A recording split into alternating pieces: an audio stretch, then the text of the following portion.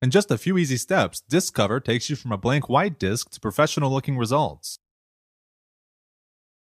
A lot of times, this process starts with the easy-to-use assistant. Here you will find a collection of roughly 258 professionally designed templates for disks, covers, jewel case inserts, and spines.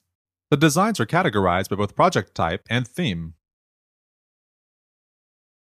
There is even a collection of designs optimized for burning to LightScribe media. Just below that is the My Templates category where you can find the designs that you've chosen to save as a template. And last but not least is the Custom Folder section. If you keep all of your disk cover projects in a single folder and want them to be displayed in the Assistant, click on the arrow and locate that folder in the Finder. And if you don't want to start with a template, you can always use the New Blank button or open up a recent project. Now let's go ahead and choose a design we like and click Next. The import screen that appears depends on what type of project you've chosen. This particular disk is a music disk, so we see the iTunes import screen, but a photo disk would bring up a dialog for iPhoto. Here you can choose individual songs, albums, or select a playlist. The track information and album artwork for each song you choose will be available for use in your design. Let's go ahead and choose the French Jazz playlist and click Finish. Welcome to the main window of Disk Cover.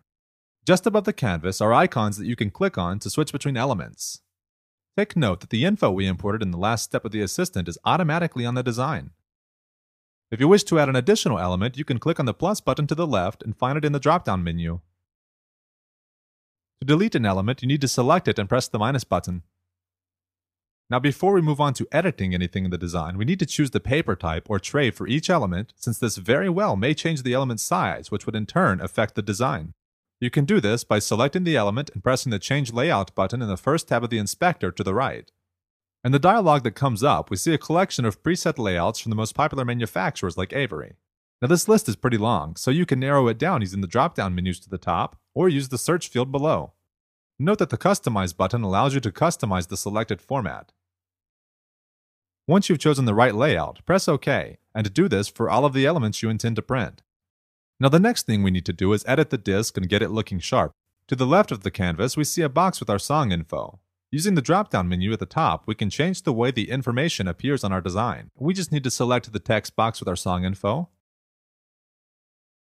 choose a format in the list, and click on the text in the preview area. But it goes without saying that text can be edited manually by double-clicking on the text box. Text editing and working with images will be described in detail during later tutorials. Everything looks good, so let's go ahead and click the printer button. Here you see the design elements to the left and a preview to the right. The output drop-down menu allows you to choose the type of media you wish to print to. That is, whether you want to print to paper, direct to disk, or perhaps even burn the design to LightScribe media. And note that if you didn't change the layout type in the main window, you can also do that here in the paper type drop-down menu. Then select the element you wish to print, set up any options if necessary, and click Next. Then repeat this step for each design element. Now this was just a basic and very quick look into the way Disk Cover works. In a few clicks, we have some really impressive results, but the program offers a lot of powerful tools to help you tweak every aspect of your design. Be sure to watch the other tutorials to gain a more in-depth knowledge of these tools and of the program itself.